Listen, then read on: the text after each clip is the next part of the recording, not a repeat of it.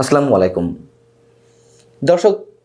যখন সাবেক কোনো সেনাপ্রধান বর্তমান কোনো সেনাপ্রধান সম্পর্কে গুরুতর প্রশ্ন উত্থাপন করেন, তখন খুব স্বাভাবিকভাবেই গণমানুষের মনে নানান ধরনের বিভ্রান্তি সৃষ্টি হতে পারে এবং অনেক ধরনের প্রশ্নের জন্ম দিতে পারে।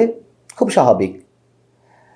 বলছি সাবেক সেনাপ্রধান জেনারেল ইকবাল করিম ভূঁইয়ার কথা, যিনি সত্য কথা বলতে গেলে অনেক সেনাপ্রধানের চেয়ে কম বিতর্কের জন্ম দিয়েছেন, অথবা তিনি সজ্জন ব্যক্তি ছিলেন, এটি আমরা বলতেই পারি।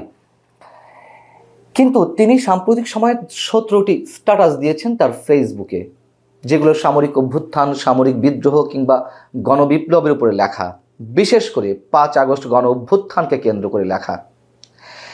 সবশেষ 17তম স্ট্যাটাসটি তিনি যেটি রোববারে দিয়েছেন, সেটি যথেষ্ট আলোচনা জন্ম দিয়েছে এবং মানুষের মধ্যে অনেক ধরনের প্রশ্নের সৃষ্টি করছে। এটা সত্য কথা। জেনারেল ইকবাল করিম ভূঁইয়া গণ অভ্যুত্থানের আগে তিনি তার ফেসবুক পেজ লাল করেছিলেন। এরকম লাল অনেকেই করেছিলেন, আমরাও হয়তো অনেকে করেছিলাম। এটি অনেক বড় ভূমিকা ফেলেছিল মানসিকভাবে সাধারণ মানুষের মনে। এবং এই ফেসবুক যখন লাল করা হয়েছিল, তখন আওয়ামী পন্থী বা আওয়ামী লীগের নেতা কর্মী কট্টর সমর্থকরা যথেষ্ট পরিমাণ লালকে নিয়ে ইনসাল্ট করছিলেন। বলা হচ্ছিল লাল দজ্জালের রং, লাল ইত্যাদি ইত্যাদি কাদের কাদের রং নেতিবাচকভাবে উপস্থাপন করা হচ্ছিল। কিন্তু তারা তখন ভুলে গিয়েছিলেন লাল আমাদের মুক্তিযুদ্ধের মাধ্যমে অর্জিত পতাকার বুকের রং, উদীয়মান সূর্যের রং। যাই হোক, সেই সব বিতর্কে যাব না। কিন্তু ইকবাল করিম ভূঁইয়া যখন তার ফেসবুক প্রোফাইলটি লাল করেছিলেন, এটি যথেষ্ট সাড়া ফেলেছিল। এবং সেই ইকবাল করিম ভূঁইয়া যখন তার ফেসবুকের মাধ্যমে সেনাপ্রধান সম্পর্কে বা আরও অন্যান্য বিষয়ে অনেক ধরনের প্রশ্ন উত্থাপন করছেন, সেটি অবশ্যই ভাবনার বিষয়। আমি একটু বলি আপনাদের সামনে যে তার সর্বশেষ স্ট্যাটাসটি কোন ধরনের। আমি অংশবিশেষ বলছি। এখানে বলা হচ্ছে যে শেষ দৃশ্যটা ঘটে সেনা সদরে, যেখানে সেনাপ্রধান সহ 3 বাহিনীর প্রধানেরা উপস্থিত ছিলেন। সেখানে 5টি রাজনৈতিক দলের নেতাদের এবং অধ্যাপক আসিফ নজরুলকে ডেকে নেওয়া হয়েছিল। সেখানে তিনি বলছেন, যেখানে বিজয়ীদের কাছে যাওয়ার কথা, সেখানে উল্টো বিজয়ীরা বিজিতদের কাছে রিপোর্ট করে। এবং শোনা যায় সেখানে রাজনীতিবিদ্যা এবং আসিফ নজরুল সেনা প্রধানের রাষ্ট্রপতি এবং সংবিধান বহাল রেখে আগের তত্ত্বাবধায়কের আদলে অন্তর্বর্তী সরকারের অধীনে দেশ চালানোর পরামর্শ মেনে নেন। অর্থাৎ তিনি এখানে বলতে চেয়েছেন যে এখানে তো এটা না হলে বিপ্লবী সরকার গঠন হতে পারত, তার মাধ্যমে অনেক কিছু ঘটতে পারত। আমার প্রথম প্রশ্ন হচ্ছে, জেনারেল ইকবাল করিম ভূঁইয়ার প্রতি আমার সম্পূর্ণ শ্রদ্ধা রেখে বলছি, তখন কি কেউ বিপ্লবের কথা উল্লেখ করেছিল? বিপ্লবী সরকার গঠন করতে হবে? করেনি তো। জাতীয় সরকারের কথা উপস্থাপন করা হয়েছিল পরবর্তীতে, এটি আমরা অনেক জায়গা থেকে শুনছি। ছাত্র সমন্বয় একটা দাবি করছেন, কিন্তু বিএনপি সেটি মেনে নেয়নি। এবং তখন তো মানুষের মনে একটি ধারণা, রাজনৈতিক দলগুলোর মধ্যেও একটি বিশ্বাস যে খুব দ্রুত একটি সরকার গঠনের মাধ্যমে 3 মাসের মধ্যে একটি নির্বাচন দেওয়া হবে, একটা গণতান্ত্রিক উপায়ে। সেটি তো তাদের বিশ্বাস ছিল, এবং যে কারণে জাতীয় সরকারের দিকে বিএনপি যায়নি, যেটি হলে আবার আগামী নির্বাচনটি প্রলম্বিত হতে পারে। তারা সেদিকে হাঁটেইনি। কিন্তু বিপ্লবী সরকারের কথা কেন এই মুহূর্তে ইকবাল করিম ভূঁইয়া সাহেব বলছেন? এবং তিনি যে বললেন যে বিজয়ীদের কাছে যাওয়ার কথা, খুব স্বাভাবিক। কিন্তু কেন বিজয়ীরা পরাজিতদের কাছে গেলেন? বিজিতদের কাছে মানে পরাজিত, তার কারণ কি সেনাবাহিনী পরাজয় বরণ করেছিল তখন? আমরা তো জানতাম যে সেনাবাহিনীর পক্ষ থেকে সর্বোচ্চ কমান্ডার বা সুপ্রিম কমান্ড থেকে নির্দেশ জারি হয়েছিল সবার মতামতের ভিত্তিতে, জুনিয়র এবং মিড লেভেলে যে সামরিক কর্মকর্তারা ছিলেন, যে তারা আর একটি গুলিও এই গণঅভ্যুত্থানকারীদের উপরে চালাবেন না বা আন্দোলনকারীদের উপরে চালাবেন না। এবং তারা শেখ হাসিনার পদত্যাগ চান, এটিও সেনাপ্রধান জানিয়ে দিয়েছিলেন শেখ হাসিনাকে। তাহলে এখানে সেনাবাহিনীকে এখানে কি প্রতিপক্ষ হিসেবে দাঁড় করানোর চেষ্টা করা হচ্ছে? আমি জানি না, এই প্রশ্নগুলো উঠছে। জেনারেল ইকবাল করিম ভূঁইয়া তিনি বলছেন, যে বিপ্লব জোরালোভাবে শুরু হয়েছিল তা শেষ পর্যন্ত একটি অকাল সিজারের মতো জটিল কৌশলের মাধ্যমে অনেকটাই মিয়ে যায়, মানে চুপসে যায়। কিছু ক্ষমতাবান লোক মূল নাটের গুরু হিসেবে থেকে যান।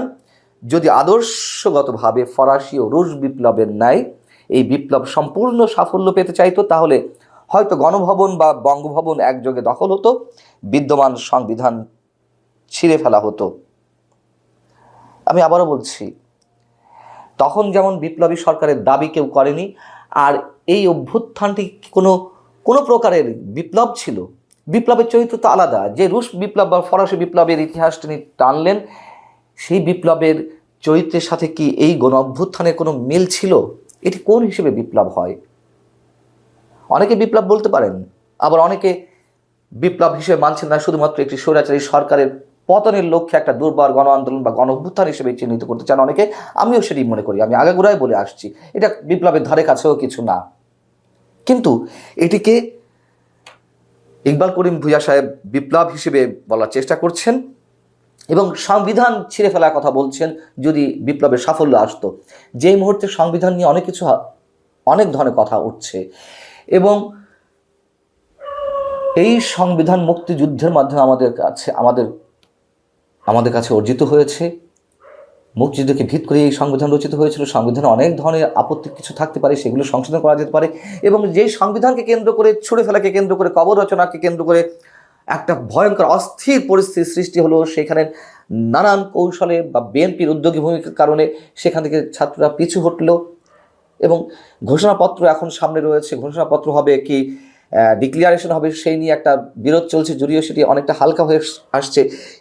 সেই মুহূর্তে আবার সংবিধান নিয়ে ইকবাল করিম ভূঁইয়ার মুখ থেকে এই কথাটি আসা আমি অন্তত খুব স্বাভাবিকভাবে নিতে পারছি না।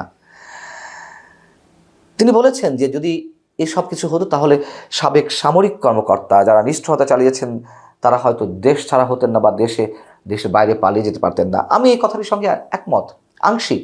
হ্যাঁ, তাদের বিচার হওয়া উচিত ছিল, বা যাদের জনসম্মুখে এসে বিচারের মুখোমুখি হওয়ার কথা ছিল তারা অনেকেই বেঁচে যাচ্ছেন, এটি আমরা চাইনি।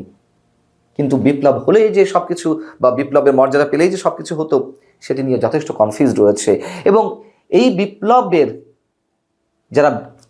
যারা এটিকে বিপ্লব বলছেন এবং যারা নিজেদেরকে বিপ্লবী হিসেবে দাবি করছেন, তাদের বিভিন্ন কর্মকাণ্ডের কারণে মানুষ কি পরিমাণ অতিষ্ঠ হয়ে উঠেছে এটি আমরা জানি না। সেই জায়গা থেকে কেন জেনারেল ইকবাল করিম ভূঁইয়ার মুখ থেকে এই ধরনের কথা আসছে, আমাদের হয়তো হিসেবে অনেক কিছু মেলে, কিন্তু সেই সব আমরা বিশ্বাস করতে চাই না। এবং তিনি আরও একটি মন্তব্য করেছেন যে এই পরিস্থিতিতে ক্ষমতার শূন্যতার সৃষ্টি হয়, যার ফাঁক দিয়ে অন্য বৃহৎ রাজনৈতিক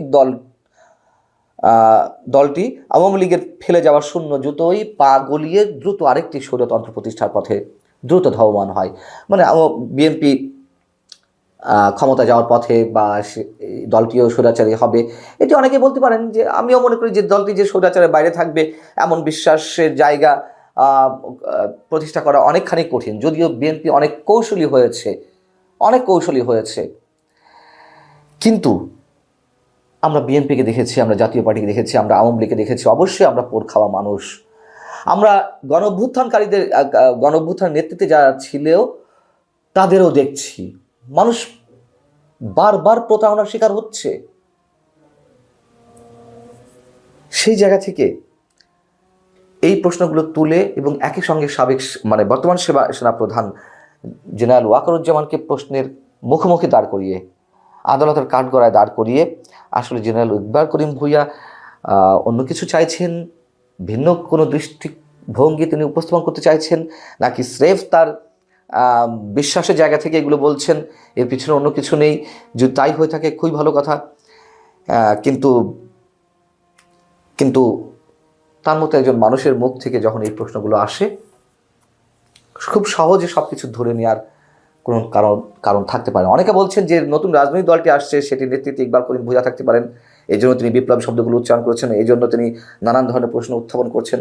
হতে পারে, ওই পর্যন্ত হলেও ভালো।